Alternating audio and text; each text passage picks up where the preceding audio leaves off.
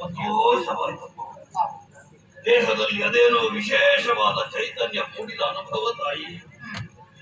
ಇನ್ನು ಮುಂದಕ್ಕೆ ಹೋಗಬಲ್ಲೆ ಎಂಬಂತಹ ವಿಶ್ವಾಸ ಆಯಿತು.